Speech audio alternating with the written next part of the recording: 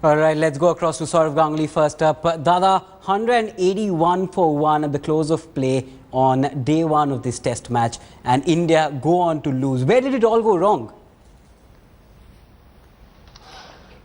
See, it's not just about winning 2 sessions in test matches. When you play test matches, especially overseas, you have to win 3 or 4 out of the 5 days. And to be honest, this is India's 11th loss in 12 overseas test matches. It's a wondrous test that have been 12 out of 12. So India will have to really have a look at the way they go about in overseas cricket, because winning 1 session or 2 session will not do. I understand it's a young team, this team needs a little bit of time, but although India has had a few positives out of this series, but I think they will have to look at the game, especially the way they play overseas. And question marks once again will have to be about Dhoni's willingness to compete in the test match format, because the way he got out, some of the decisions, he has to shoulder a massive part of the blame for this loss. Yeah, absolutely. When you're captain of a team, you have to shoulder the responsibility. And obviously Dhoni's performance with the bat in test matches overseas has not been the best.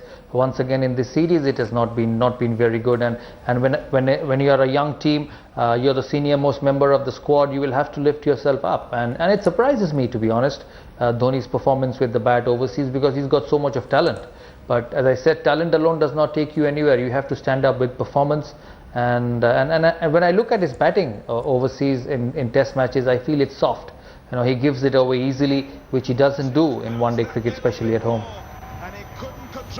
All right, Dada being polite, but I'm sure Boria will not be. Boria, once again, you talked about it in the pre-show, and he's given his wicket away.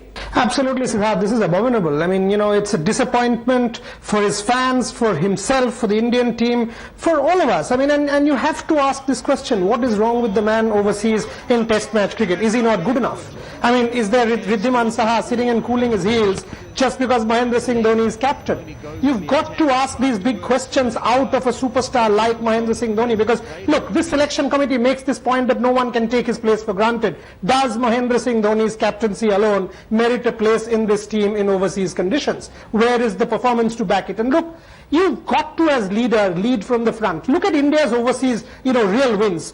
The 2002 Headingley, Sourav Ganguly got 100. That Australia series India won, he got 100 in Brisbane. Rahul Dravid was brilliant in that West Indies series in 2005-06, in that Jamaica test match. 2007 England, once again these people played well. 2009 New Zealand, you've got to see this. Alistair Cook last year in India.